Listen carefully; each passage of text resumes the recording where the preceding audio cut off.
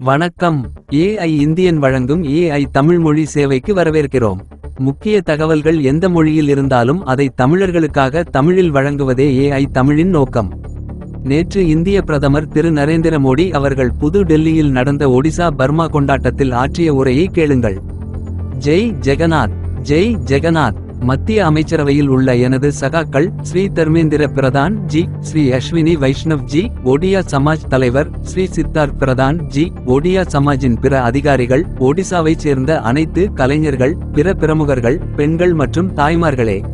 ஒடிசாவின் அனைத்து சகோதர சகோதரிகளுக்கும் எனது நமஸ்கார் மற்றும் ஜுஹார்.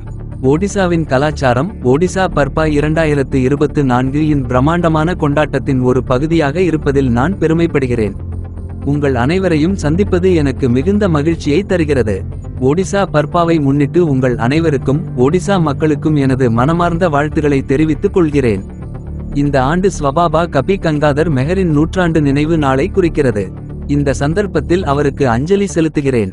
பக்த தாசியா பௌரி ஜி, பக்த சலபேகா ஜி மற்றும் ஒடியா பாகபதாவின் இசையமைப்பாளர் ஸ்ரீ ஜெகநாத் தாஸ் ஜி ஆகியோரையும் நான் மரியாதையுடன் நினைவுகூறுகிறேன்.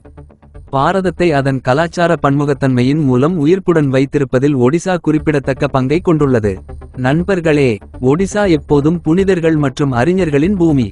ஒடிசாவின் அறிஞர்கள் மகாபாரதம் மற்றும் ஒடியா பாகபதா போன்ற புனித நூல்களை எளிய மொழியில் ஒவ்வொரு வீட்டிலும் கொண்டு வந்து மக்களை முனிவர்களின் ஞானத்துடன் இணைத்த விதம் பாரதத்தின் கலாச்சார பாரம்பரியத்தை பெரிதும் வளப்படுத்தியுள்ளது.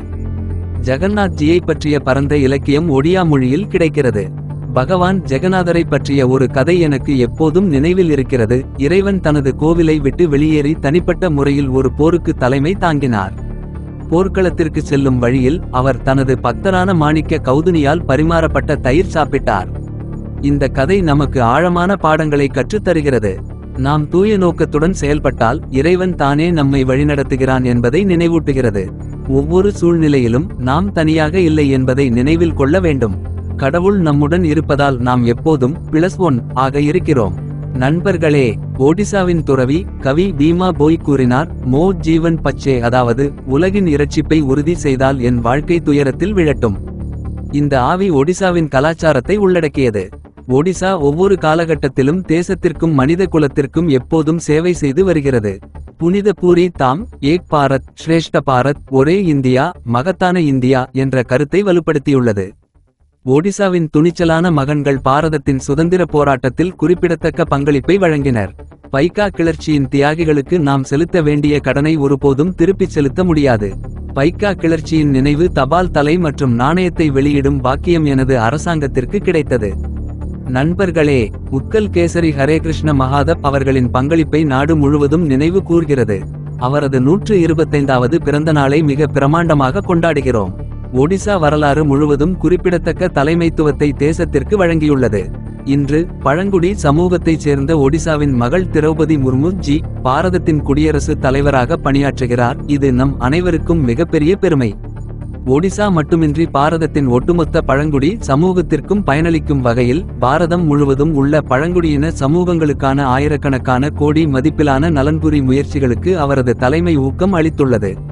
நண்பர்களே, ஒடிசா மா சுபத்ராவின் நிலமாகும். இது நாரி சக்தி, பெண்களின் சக்தி மற்றும் திறனை குறிக்கிறது. பெண்கள் முன்னேறும்போது ஒடிசா முன்னேறும். அதனால்தான் நான் சில நாட்களுக்கு முன்பு ஒடிசாவின் தாய்மார்கள் மற்றும் சகோதரிகளுக்காக சுபத்ரா யோஜனாவை அறிமுகப்படுத்தினேன். இது அம்மாநில பெண்களுக்கு பெரிதும் பயனளிக்கும். உத்கலின் இந்த மகத்தான மகன்களைப் பற்றி தேசம் அறியட்டும் மற்றும் அவர்களின் வாழ்க்கையிலிருந்து உத்வேகம் பெறட்டும். அதனால் தான் இதுபோன்ற நிகழ்வுகள் முக்கியத்துவம் பெறுகின்றன. நண்பர்களே, உத்கல் பாரதத்தின் கடல்சார் வல்லமையை வரலாற்று ரீதியாக விரிவுபடுத்தியுள்ளது. நேற்று ஒடிசாவில் பிரமாண்ட பாலி ஜாத்ரா நிறைவு பெற்றது.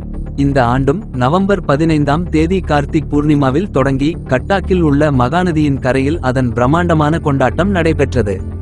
பாலி ஜாத்ரா பாரதம் மற்றும் ஒடிசாவின் கடல்சார் வலிமையின் அடையாளமாகும். நூற்றுக்கணக்கான ஆண்டுகளுக்கு முன்பு இன்று நம்மிடம் இருக்கும் மேம்பட்ட தொழில்நுட்பம் இல்லாவிட்டாலும் இந்த மண்ணின் மாலுமிகள் கடல்களை கடந்து குறிப்பிடத்தக்க தைரியத்தை வெளிப்படுத்தினர். இந்தோனேசியாவில் உள்ள பாலி, சுமத்ரா, ஜாவா போன்ற இடங்களுக்கு எங்கள் வர்த்தகர்கள் கப்பல்களை பயன்படுத்தி பயணம் செய்தனர். இந்த பயணங்கள் மூலம் வர்த்தகம் மட்டுமின்றி கலாச்சார பரிமாற்றங்களும் நடந்தன. இன்று ஒடிசாவின் கடல் வலிமையானது விக்சித் பாரத் வளர்ச்சியடைந்த இந்தியா என்ற பார்வையை அடைவதில் முக்கிய பங்கு வகிக்கிறது. நண்பர்களே, கடந்த 10 வருடங்களின் அசைக்க முடியாத முயற்சிகள் ஒடிசாவின் எதிர்காலத்தில் புதிய நம்பிக்கையை விதைத்துள்ளது. 2024ஆம் ஆண்டில் ஒடிசா மக்களிடமிருந்து முன்னோடியில்லாத ஆசீர்வாதம் இந்த பார்வைக்கு வேகத்தை சேர்த்தது. நாங்கள் பெரிய கனவுகளை கற்பனை செய்து லட்சிய இலக்குகளை நிர்ணயித்துள்ளோம். 2036ஆம் ஆண்டுக்குள் ஒடிசா மாநிலத்தின் 100ஆண்டு விழாவை கொண்டாடும் போது ஒடிசாவை நாட்டின் வலிமையான, பணக்கார மற்றும் வேகமாக வளரும் மாநிலமாக மாற்றுவதை நோக்கமாக கொண்டுள்ளோம். நண்பர்களே, ஒடிசா உட்பட கிழக்கு பாரதம் பின்தங்கியதாக முத்திரை குத்தப்பட்ட காலம் ஒன்று இருந்தது. இருப்பினும் பாரதத்தின் வளர்ச்சிக்கான வளர்ச்சி இயந்திரமாக கிழக்கு பகுதியை நான் பார்க்கிறேன். எனவே கிழக்கு பாரதத்தின் வளர்ச்சியே எங்கள் முன்னுரிமை. இணைப்பாக இருந்தாலும் சரி, சுகாதாரமாக இருந்தாலும் சரி, கல்வியாக இருந்தாலும் சரி, கிழக்கு பாரதத்தின் ஒவ்வொரு பகுதியிலும் வேலைகளை விரைவுபடுத்தியுள்ளோம். 10 ஆண்டுகளுக்கு முன்பு இருந்ததை விட தற்போது மத்திய அரசு ஒடிஷா மாநிலத்துக்கு 3 மடங்கு பட்ஜெட் ஒதுக்குகிறது.